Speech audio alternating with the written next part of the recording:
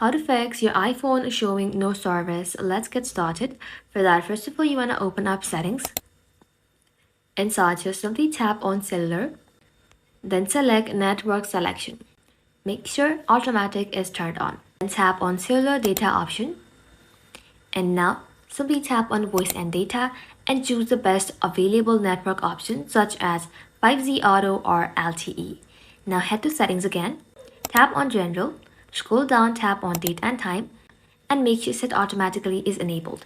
If the issue persists, you can turn on your airplane mode for a few seconds and then turn it off again.